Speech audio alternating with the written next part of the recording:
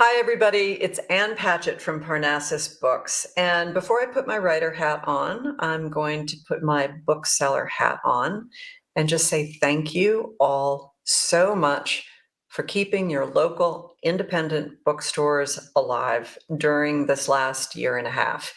I didn't think we were going to make it, and we did. And we did because our customers rallied, ordered their books from us, made us into a store that figured out how to ship books. And again, this has been the story for independent bookstores all across the country. And we are so grateful. So I want to tell you the stores that are partnering with us for tonight's event with Scott Simon, who is so great. Books and Books, The Briar Patch, Greenlight Bookstore, Harvard Bookstore, Literati Bookstore, Northshire Bookstore, Park Roads Books, Politics and Prose, RJ Julia, Words Bookstore. I have so many friends in all of those stores. It's just one great big shout out of love. But what I want to tell you is tonight, while you're watching this program, if you want to order extra copies of my book, if you want to order any of the books Scott and I talk about, if you just want to order more books, order them from your local independent bookstore.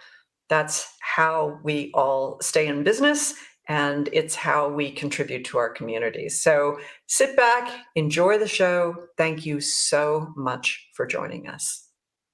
Okay. Scott Simon. Thank you so much.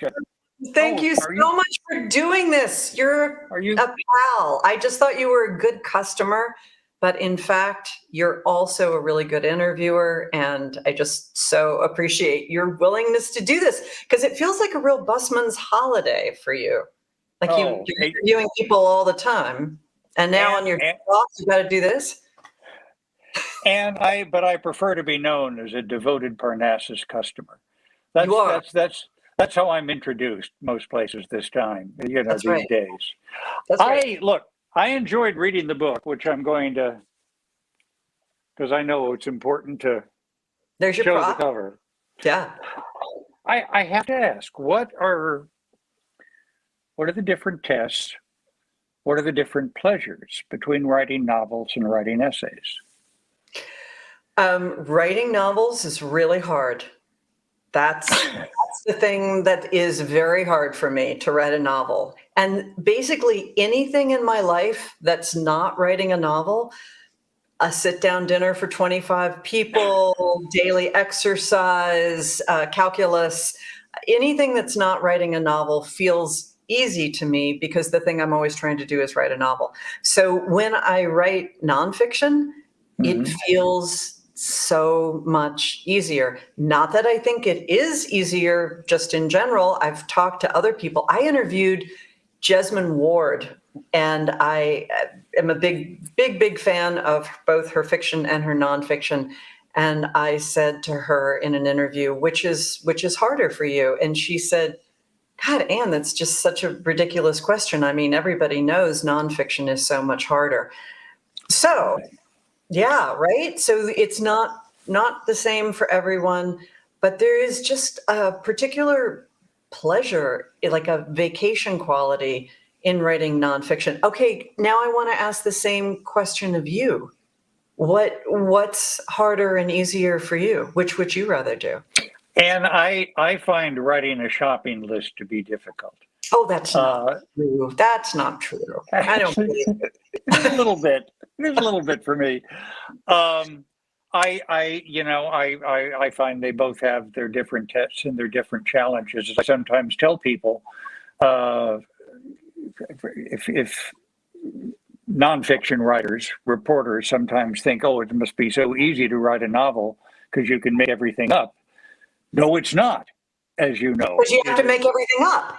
Yeah, exactly. Yeah. Thank you. It's exactly the wrong thing. But what I'm struck by in so many of your essays, there is the arresting phrase. There is the beginning that engages you, sweeps you up immediately. I'm thinking of Three Fathers, and your first line: "Marriage has always proven irresistible to my family."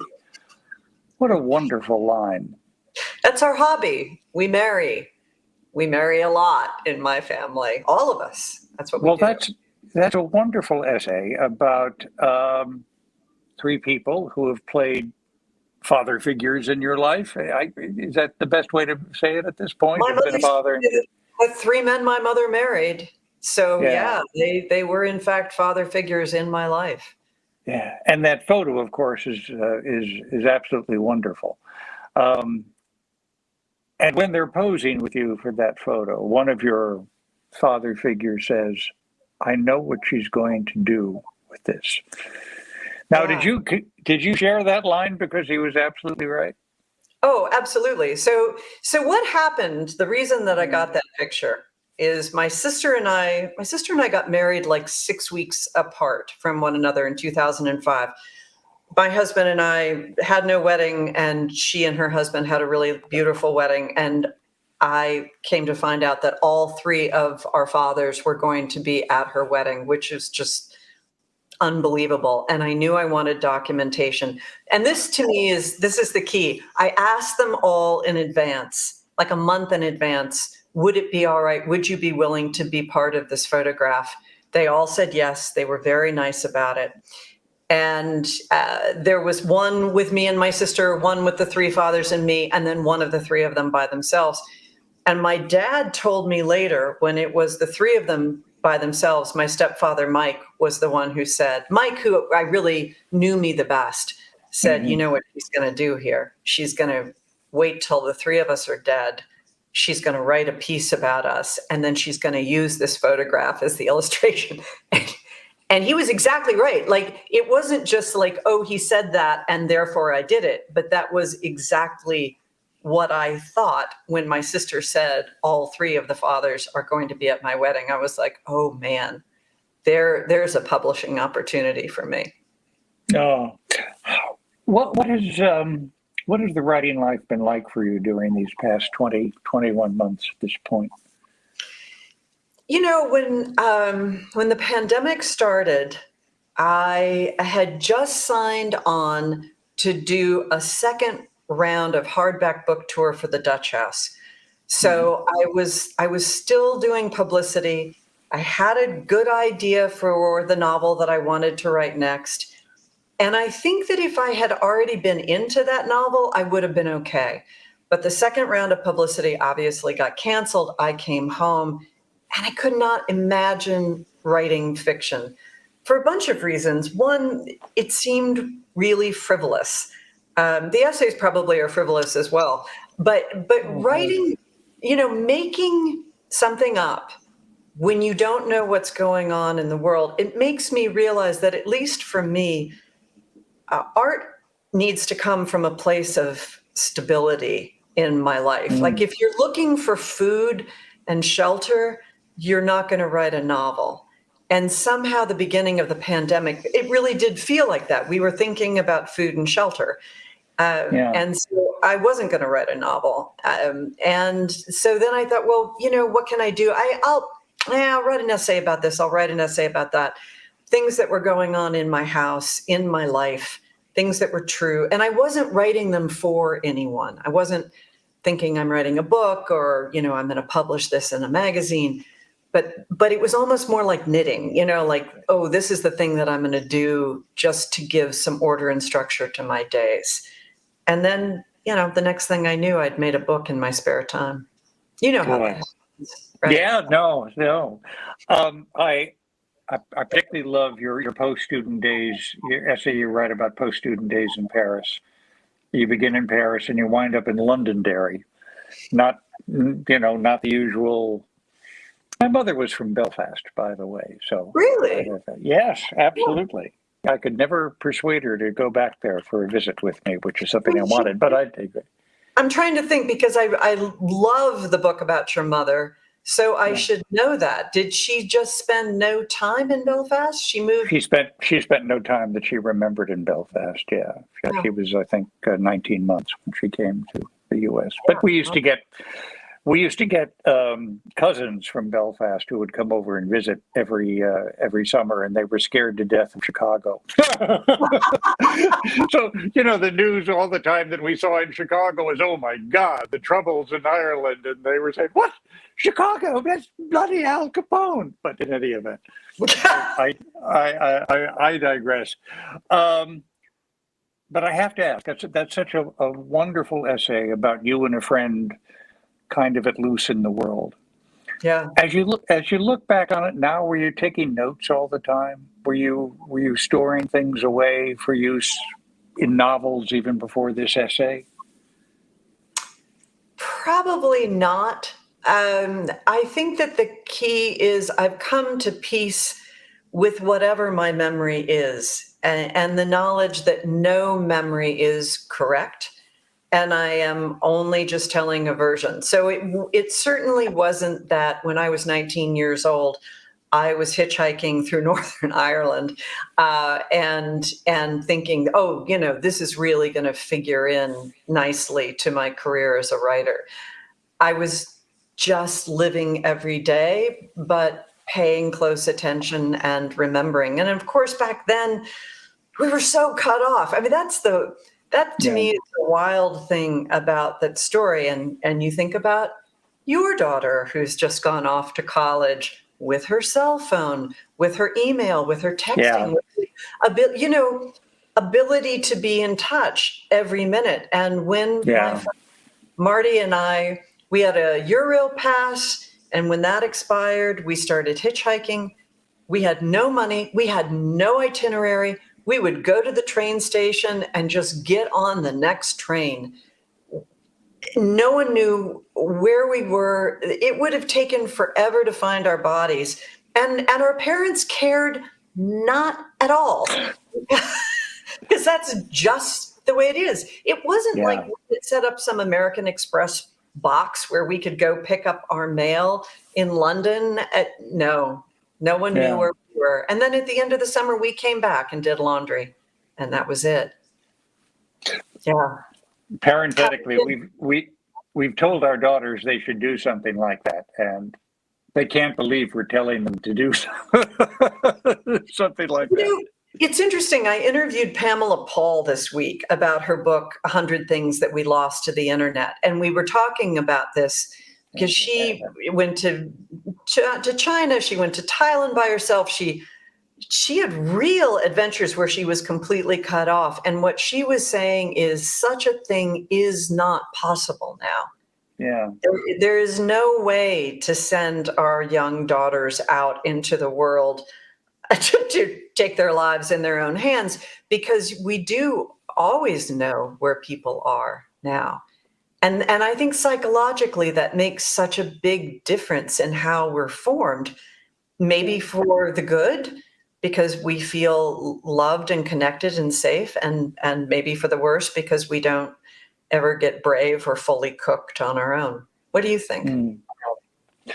Well, I think there's a trade-off. I mean, speaking as a father, I'm glad to know that that lifeline is there. But I remember so many places that I think I grew up a little bit more. The lifeline wasn't there, and I knew that I had to fend for myself. And I mean, I'm talking. My mother used to tell a wonderful story about first time she heard me on the air come under fire. It was in Central America, and we didn't have cell phones and stuff, so I couldn't call her to tell her I was all right. And she called NPR and somehow got through to the newsroom and introduced herself as my mother. And she said, "I just want to know if my son is dead or alive." And I will leave out the name of the person who answered the phone in the newsroom, but she said, "Hang on a minute, I'll find out."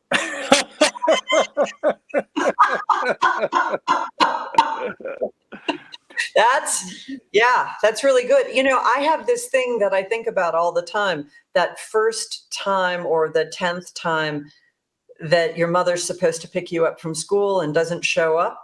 Yeah. And all the kids are gone and the teachers want to go home, and she was supposed to be there at 3 and now it's 4:15, and you're sure she's dead, and you're standing on the corner and you're crying. And then the car pulls up and there's your mom. But that seems to me so important to how we move forward in life. It is the moment that I remember like 100 of these moments that you think, oh my God, my mother's dead and I'm going to be alone in the world. It begins that process of separation when you're 8 years old. You start to imagine yourself as somebody without a mother, or in your mother's case, somebody without a son. And I think that imagination, life is going to be different, I'm going to be on my own, is really important. And maybe in a sense what the book is all about, because it's about realizing that we're going to be on our own, and appreciating, therefore, the time and the connection that we have these precious days. Before we get to a lot else, I have to ask you about your literary inspiration, which I think is not what a lot of people might have been expecting. So it's not Virginia Woolf, it's not Lev Tolstoy, but if I could get you to impart. Snoopy. It was Snoopy. And I'm not joking, it really was. In large part as a reader, because I really didn't learn to read comfortably until I was in third grade. We moved around a lot. We just didn't go to school very often. And my grandmother bought me those, the cheap mass market Snoopy books from the grocery store spinner. And that's where I felt comfortable as a reader, getting the newspaper every morning and my sister and I going straight to Peanuts. And it felt like an encoded message to us. But there's an agent that I know, a guy named Andrew Blauner. And do you know Andrew? Yeah. Yes, I know Andrew. Absolutely, I know Andrew. I feel like everybody knows Andrew. Yeah, I was about to say, I haven't met anybody who doesn't know Andrew. Yeah, exactly. Our 14-year-old gets emails from Andrew asking if she'd like to contribute to an essay book he's editing. Yeah. Exactly. So he was putting together an anthology called the Peanuts Papers, and he asked me if I would contribute an essay. And I said, I mean, I would only want to do it if I could have Snoopy, and you're never going to give me Snoopy. And he said, oh, yeah, I'll give you Snoopy. I'll give you Snoopy, which is sort of like saying, yeah, you can have George Clooney for the weekend. I was just like, I get to write about Snoopy? Seriously? Me? By the way, I do want to tell people, if they're considering buying this book, the essay of your weekend with George Clooney is in here. But I'm about to say, I don't want to get prurient. Yeah. So, please. So I go and I buy the gargantuan Peanuts compendium, the huge books, and I start reading the old back strips. And what I realized, because I knew that I loved Snoopy, I knew how important Snoopy was to me. But when I started reading those strips again, what I realized is everything I knew about writing, about the profession, about the art and the craft. Every single opinion that I had about what I do for a living came from that dog. Because Snoopy was so many things, as we know. He was a tennis player. He was a World War I flying ace. He was a hockey player. He was everything. But he was also a writer, Snoopy, on the top of the doghouse, typing out, "It was a dark and stormy night." Right. But Snoopy sent his work in. And back when I was coming along, there was the SASE, not a kid in the world who knows what that is, the self-addressed stamped envelope. Really, Scott, you're getting a phone call now? I am really sorry. Actually, we have... Am I getting up about Snoopy? I better get it, because I'm sure it's a fantastic new offer on car insurance. Or probably Andrew Blauner asking you to write. Yeah, saying exactly. Anyone? We disconnected the phone in here because I do my broadcasting from here. We disconnected the phone, but we haven't figured out how to. This is the landline. How to disconnect the ringer? So. Okay. All right. Back to Snoopy. Yeah, Snoopy. Sorry. Self-addressed stamped envelope. So when I was in graduate school and I would send a short story to Plowshares on submission, I would also take to the post office an empty envelope to be weighed so that when they rejected my story, they could mail it back to me. And then you stand by the mailbox, you run to the mailbox every day. And if you get a little envelope, then you know they've taken it. And then if it's your own handwriting, you know you're doomed. Snoopy did that, right? Snoopy sent in his SASE. Yeah. He got accepted. He got rejected. His books went out of print. They published one copy. He had a publicist. He was asked for blurbs. He asked other people for blurbs. Every single thing. I have no idea why I bothered going to graduate school, because really what I needed to know, which was just always get back to work. That was Snoopy's message. It was for real. Get back to work. You didn't get into Yahoo? Well, then sit down at your kitchen table and get back to work. It was really incredible. And I think that I'm very lucky because Snoopy's whole brand was joy. And that really was and is my brand. I'm a happy camper, and I owe it to that dog. My wife has figured out that what she considers to be my personification of our dog, Daisy, traces back to Snoopy. Because as you know, Daisy writes haiku, and Daisy's French poodle and a bit of a snob. Can I say that? I guess I can. In any event. Scott, where was Snoopy born? Snoopy was born at the puppy farm. What was it? The Daisy Hill Puppy Farm. The Daisy Hill Puppy Farm. You're right, of course. We're on subliminals now. And Charles Schultz's nickname, and by nickname, the only thing anyone ever called him, Sparky. Name of my dog, Sparky. It's and Sparky. Daisy. Oh my God, that's got to be it. Come to think of it, No, seriously. Yeah. The influence is, it's hardwired into our brain. I actually really believe, and this is why you should never let your children watch television or play video games when they're small. The things that we do when we're little are actually stamped in there for all eternity. When the brain is soft and malleable, when people say, who are your literary influences? I wasn't influenced by anybody after about the age 16. There were loads of people that I loved, worshiped, studied, enjoyed. But influence is who you read, I believe, when you're young and you're still capable of actually being influenced. Yeah. Let me ask you about your friendship with Sookie. Yeah.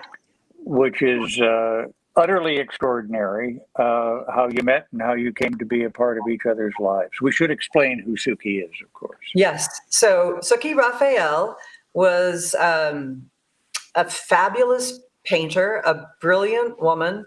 She had once been the Batgirl in New York City. She worked for the Department of Animal Control as a bat catcher. She'd had a lot of lives. She was a cat with 9 lives. And when I met her, she was Tom Hanks's assistant. And I was interviewing Tom. This is probably 3 years ago now, when his collection of short stories, Uncommon Type, came out. I went to Washington, interviewed him on stage. I met Sookie in the green room. Every now and then you see somebody and you think, oh, you know what? It's you.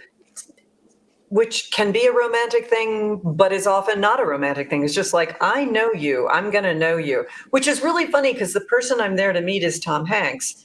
But the person that I really want to talk to backstage in the dark is his assistant. And there's a line in that essay when I said, look, how famous would you have to be to have a person like that be your assistant? Yeah. So then we leave. Tom is interested in possibly opening a bookstore. So he stays in touch. Sookie stays in touch about bookstore things. Tom comes to Nashville a couple of times. I wind up asking him in a moment of pure bravado if he would do the audiobook for the Dutch House. He said, sure, that sounds like fun. Sookie was the one who arranged his time in the schedule. This takes place, over a long period of time. And come to find out, Sookie has pancreatic cancer. She has a Whipple procedure. She gets through it. She is pronounced cancer-free. The cancer comes back. She has to get into a clinical trial really fast. She's looking to find one. I asked my husband, Carl, one night if he knows anything about clinical trials for recurrent pancreatic cancer. He's a doctor. And Carl is just one of these guys who has the answer. He knows. Doctor and a pilot. We should. Doctor, pilot, Carl is handy. And he says, yeah, at the hospital where I work, we are doing more clinical trials for pancreatic cancer than any other hospital. Sookie winds up coming to Nashville. She's going to be here for like 2 weeks. And then UCLA, her hospital, is going to start this same trial, and she's going to go back and get into that trial. But in that 2 weeks, the pandemic begins. UCLA cancels their trial because hospitals all over were canceling clinical trials. And plus, she can't fly. The flights are canceled. She has no white cells, take your pick. And she ends up staying with us for 3 months. I am about to go on this tour. That's all canceled. Carl is deemed too old to go into the hospital. Yeah. So they tell him to stay home and do telemedicine. So here we are, 3 adults in this house, and we have the most amazing time. Yeah. And Sookie is downstairs painting every minute that she's awake, because her dream in life has always been to have enough time to make art. And she is not going to waste a minute of her time, which then makes me think I better get myself upstairs and start writing, because art's happening and we're here to work. And then we come down at night and we make dinner together and we do yoga together. And it's profound. It's something that just doesn't happen to adults, that you get stuck the way you did in a dorm with a total stranger, and you say, oh, this is my roommate, right? This is my new best friend who I'm going to live with. It was like that. And it was wonderful to have so much time with somebody who was dying of recurrent pancreatic cancer. And even though things went really well for her here and she did really well in the trial, I think because I'm going upstairs every night with the doctor, some people beat pancreatic cancer. People don't beat recurrent pancreatic cancer. And it's a matter of, can you get more time? And she did hopefully get some more time. But we were all very aware. So there's the pandemic going on. There's pancreatic cancer going on. There was the strangest damn spring in the history of Nashville. Storm after storm, tornado after freak straight line winds. The trees are getting ripped up. The electricity is going off. And there we are making art and laughing our heads off and having a really beautiful time and feeling so fortunate. I mean, Carl and I talked about this constantly. All the people who would have given anything to have Sookie stuck with them, her husband, her children, her sisters, her mother, her legions of close friends, and yet somehow she was with us. And it was a gift. Yeah. We should mention the cover too, shouldn't we? We should. So Sookie did the cover, and it's a painting of Sparky, and it's hanging in my kitchen. There it is.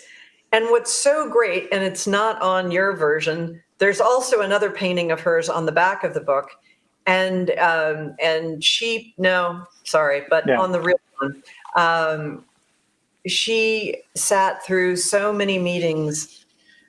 I mean, in the last 2 months of her life with the art department at HarperCollins, picking the colors, picking the paintings, going through design conversations, because it was our book, this was something for both of us.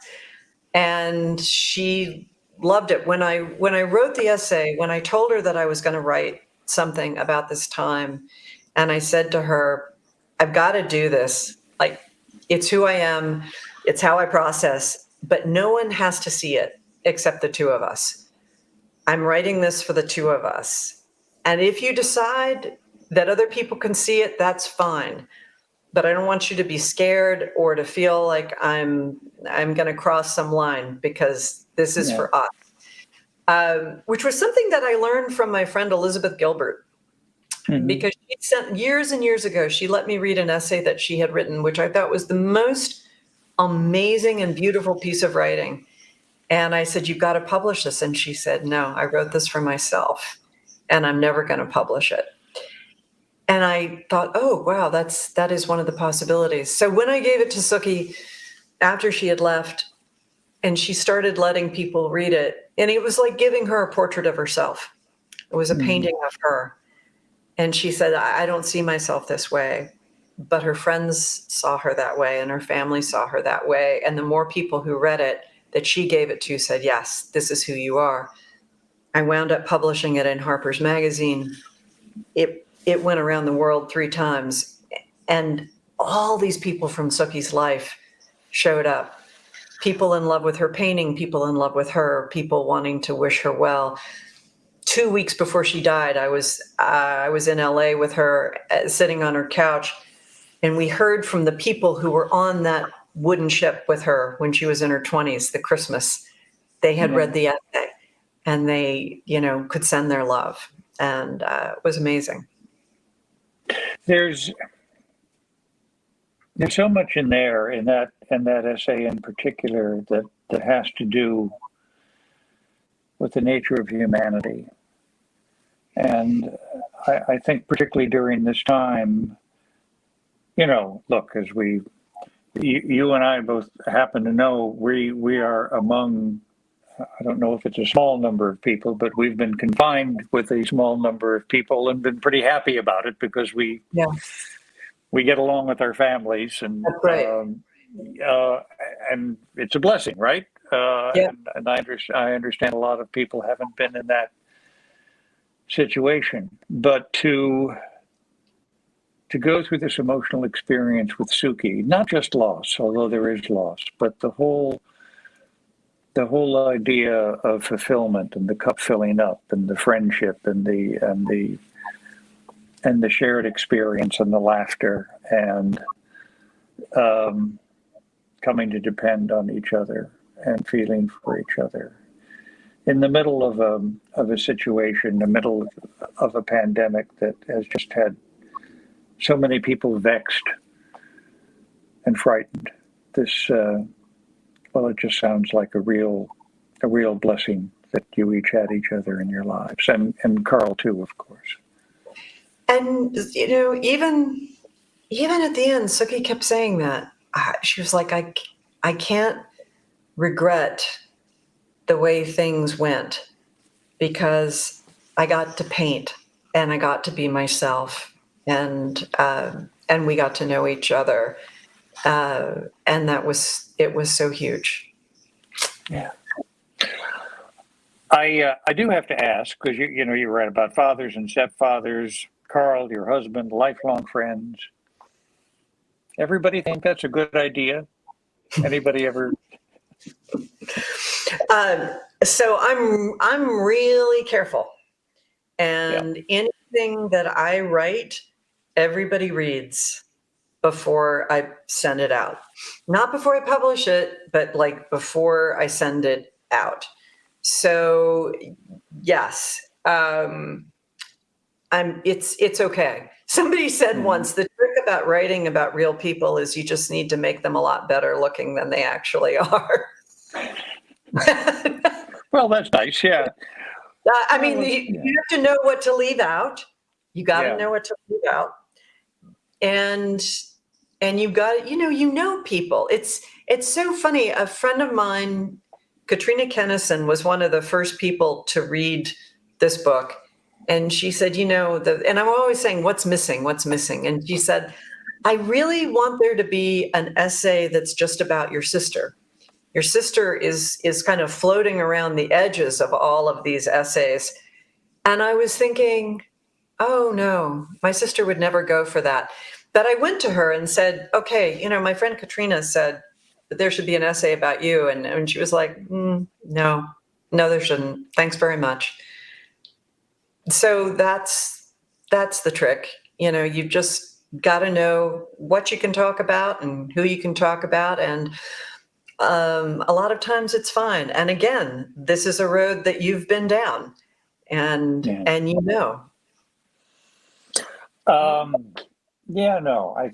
think I can mention this now.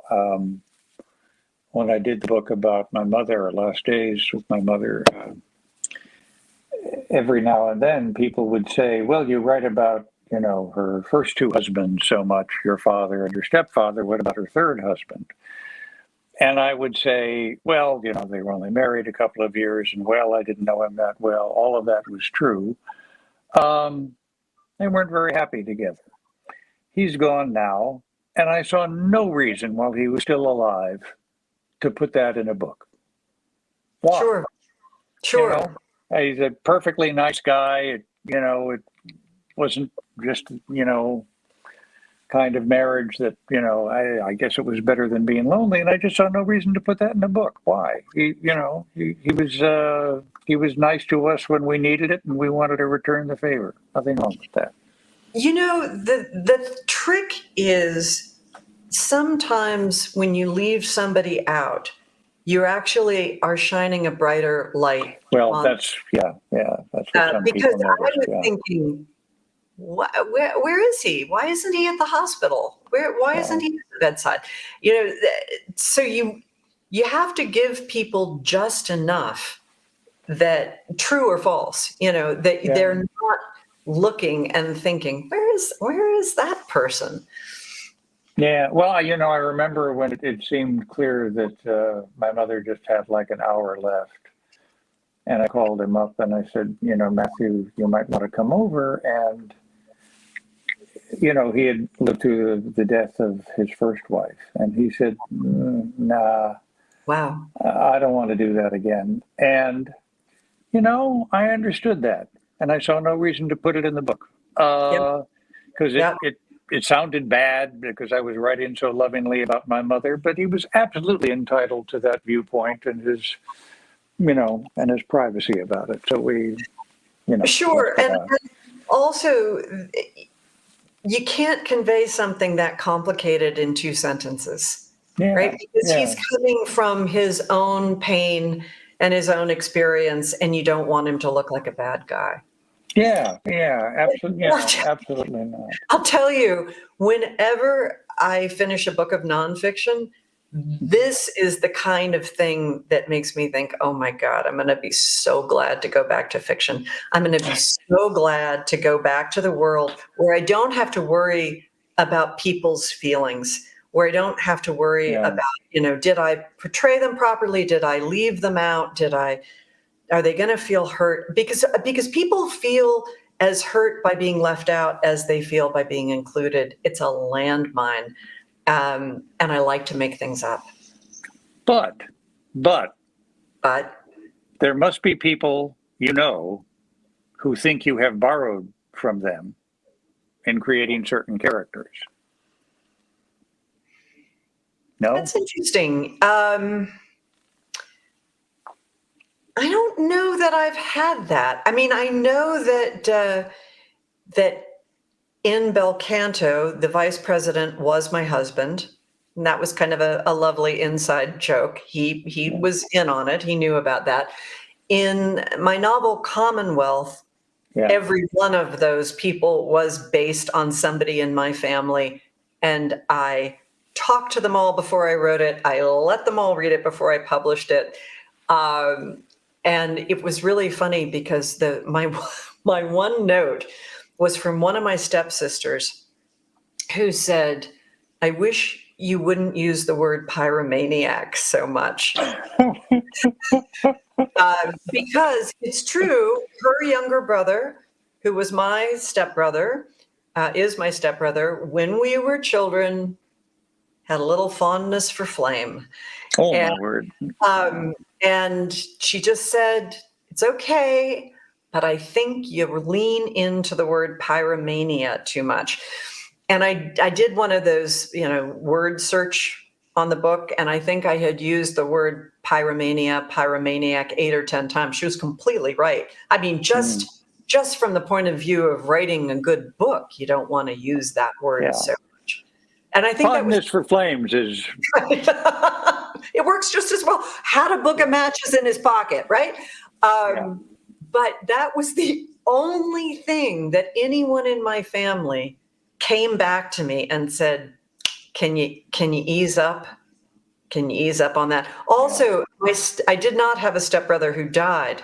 And so my stepbrother, Mike, who is the one in the book, he was the character Cal who died, did come to me and say, why did I have to be the one who died?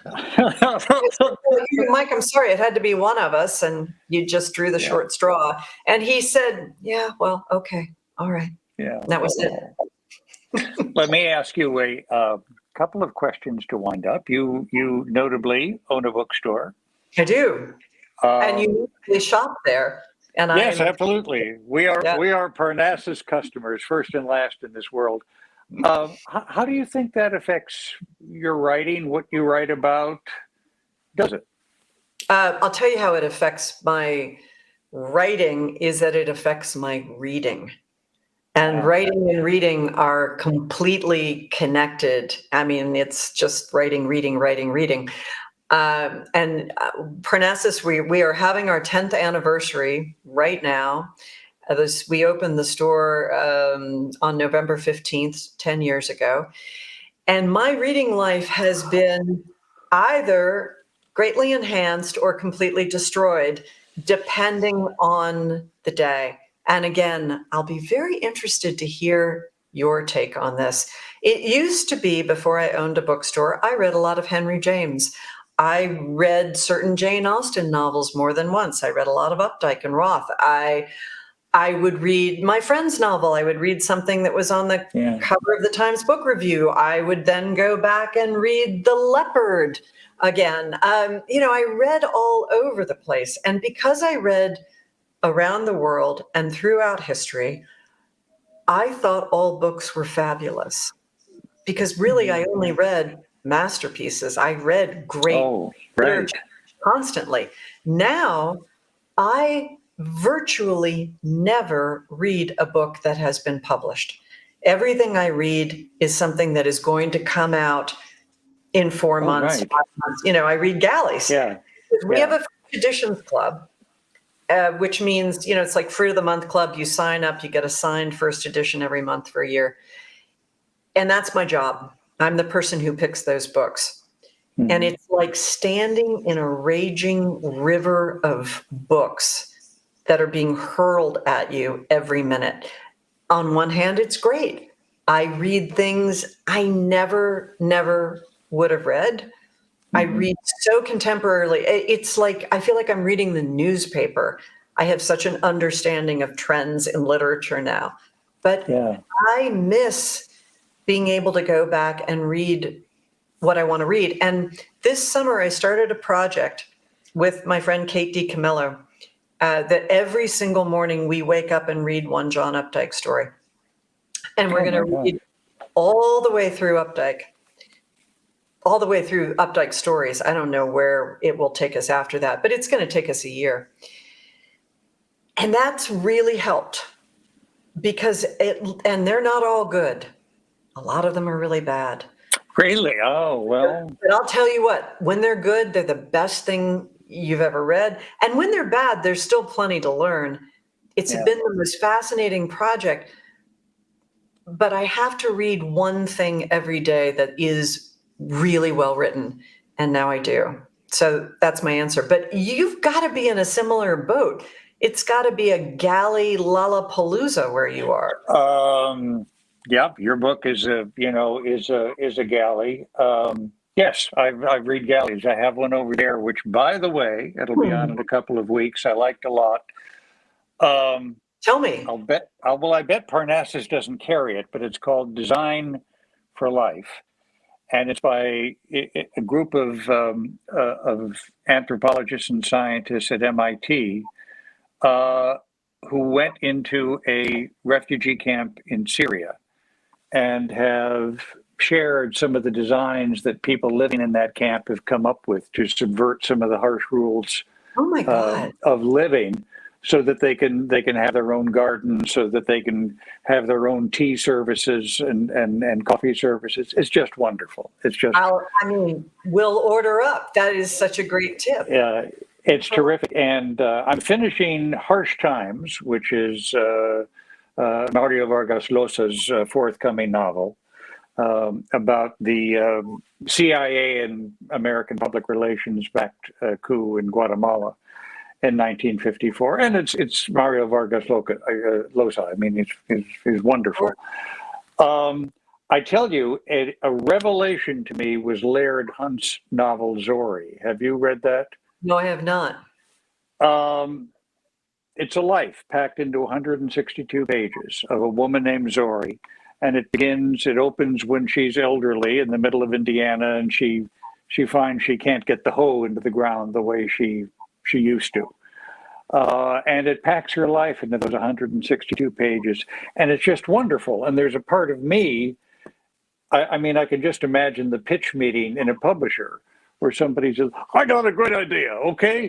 There's a novel about this 83-year-old woman confronting mortality and her whole life put together. What do you say? And I can imagine everybody going, yes, yes, yes, that's what we want. But is it out yet? Yes, it is. It was a National Book Award nominee, and I must say, thanks to Samantha Balaban, our books editor, we had interviewed everyone who was a National Book Award nominee except for Laird Hunt. And when we saw that was left off, she said, "Well, we've got to book that immediately because I'm not going to have our record skunked." So in any event, we did that, and that's wonderful. And the British publishers Folio. Yes. Who do absolutely beautiful books, and yes. I had the honor of doing a foreword for a reissue of Studs Terkel's Working for them. I love Studs. I love Working. Somebody came up to me the other day, and because I went back a long way with Studs. Somebody came up to me the other day in Chicago. I was there for the Sandberg Awards, and they were talking about Studs and said, I met him a few years ago. He was in his 90s, and he was fascinating to listen to. I'm not sure he heard much of what I was saying, but he was fascinating to listen to. And I said, well, he was the same way when he was in his 50s. When I met Studs, he was in a wheelchair. He had giant headphones, and you had to pick a microphone up and speak into his giant headphones. And someday when we are not on a Zoom, I'll tell you my Studs Terkel story. Oh, well, we were passing his house. My wife and I had just gotten married. Caroline and I got married very quickly. And in any event, impulsively knocked on his door in Castlewood Terrace. And I said, Studs, it's Scott Simon. And I just got married. I'd like you to meet my wife. And in any event, he opened the door and he said, "Come on in, Pally. I've been watching The Sopranos. I'm going to put on my pants." And disappeared up the stairs. And Caroline turned to me and said, "Well, how charming." And he was. I mean, he came downstairs and presided in a very lordly manner thereafter and served us cocktails and all that sort of thing. I do want to get you to tell the story. I finally have put the two episodes together. When you and I were supposed to speak one night, but you couldn't because you and Sookie, God rest her, were engaged in what I'll refer to as therapeutic plant therapy. Yes. I'm glad you brought this up. And let me just say to the listeners at home, I had never told Scott this story, but I emailed him because I always meant to tell you this. So, okay, so tell our audience about your at-home book program. We do. We every night at 6:15, with the exception of some encores, which have included Anne and Robin, for that matter, and Kate DeCamillo. it's something my family started during the pandemic. It's called Open Book, and we have readings from books, and we interview authors. And Caroline has started, my wife has started something called Open Bowl, in which she prepares. Oh. And I'm actually going to do an Open Bowl soon, where I make a crunchy peanut butter and horseradish pickled sandwich. Jesus. Yeah, I was looking. You take 3 bites and Jesus appears. As a matter of fact, interesting. You should say that. But in any event, it's a literary show. We've been doing it. Our 18-year-old, who's now in college, was the original director. Elise Sylvie GMA Spielberg Simon, or when we were in France, we called her Elise Sylvie Spielberg Truffaut Simon. And when she comes home, she still does it, and it's been great fun. We've had great authors, including Anne and others, and it's something we can do during these times, and we have enjoyed talking to people, and without getting weepy as I do about our 18-year-old, it was very interesting. She wrote her college essay about being the director of Open Book. Yeah. But she didn't talk about the famous authors, with all due regard. She talked about the viewers we heard from.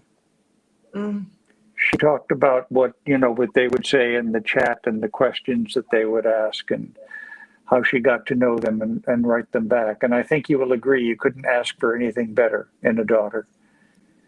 Or in a college essay, actually. Actually, in a college essay, yeah. College essay. As the president of the university. So you and Sookie are there, right? So I agree to come on Open Book at 6:15 at night, which is 5:15 at night here. Right. But Sookie and I have made a very well-researched decision to take mushrooms, because we have been reading the Johns Hopkins study, and they say for cancer patients, taking psilocybin has been rated as, one of the most profound life experiences, greatly helpful in terms of anxiety about death and depression. And so, yes, we're going to do this. I get the mushrooms. It's 8:00 in the morning. And the person who I get them from says, you're going to be in it for between an hour and a half and 2 hours. And then you might be a little bit in it for another 2 hours. And then you're done. It's over. You're fine. Middle of the afternoon. Yeah. Yeah. So I'm thinking, well, this is going to work. And I want to say it was Memorial Day. But anyway, I'm going to be on your show that night. And I'm thinking, well, if I take this at 8:00 in the morning, I'm going to be on Scott's show at 5:15. My friend Kate DiCamello was going to be on your show 2 days later. And she was also the person that I told that I was going to do this. Yeah. My husband knew, and I was under the impression that he was going to stay in the house and look after us all day. But in fact, that was a failure of communication on my part, because as soon as we had dosed up, he announced he was taking his grandsons boating for the day. So there we are, Sookie and I was as sick as I've ever been in my life. And you talk about the stories you can tell and the stories you can't tell.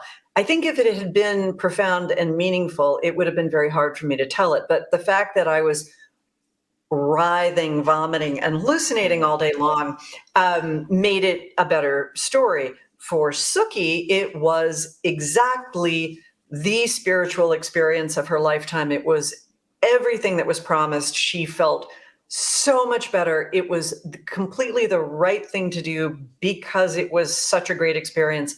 But I was tripping my guts out and sick as a dog. And all I could think of in the very few moments that I had any clarity of Scott is, I've got to be on Scott Simon's show tonight. I can't work the telephone. I can't work the computer. And I'm obsessed by the fact that I have to get out of this. And I don't know how to get out of this. So maybe at 3 o'clock. I mean, how do I know what time was? Because I can't work a clock either. So maybe it was 3:30 when Carl comes home and I'm screaming, call Katie Camillo, call Katie Camillo and tell her to go on Scott's show. And Carl says, well, what am I supposed to say? I said, tell him I have food poisoning. Because in fact, I had been poisoned by food. Yes, mushroom. And when I went back, 2 days later and watched Kate's segment, the two of you were discussing the fact that it was so sad that Ann Patchett had food poisoning. We were sympathetic, yeah. And I did. And Daisy even wrote a haiku about my food poisoning. And 2 days later, I took Kate's spot and I was on your show and all was well. Maybe I didn't know you well enough then to tell you that story, but now I feel like God bless. you were there. You were right there in the room with us. Thank you. Oh, God bless. Well, no, pleased to be there. And I remember Caroline going, darling, I think Anne is probably tripping and doesn't know how to tell us. She is so insightful. She really is. Yeah, she really. It's just like magic. Yeah, no, she really is. God bless. Well, and as most Parnassus customers are, as a matter of fact. Right. Scott, I think this might be the perfect exit. Yes, I think so. Well, thank you. Thank you for letting me be a part of this. Kids, don't try this at home. As my 92-year-old aunt said when she read the essay, you could be the poster girl for Just Say No to Drugs. Aww. Yeah, that would be me. For an aunt to say. Yeah. That's Yeah. wonderful. I'm going to make certain to have our daughters read it. I'm so grateful to you. Thank you for doing this, for your time. My pleasure. For being a part of it, for being a part of the book, for being a part of my trip, and for this wonderful interview. My pleasure. Thank you. And thanks everybody for watching. Shop local.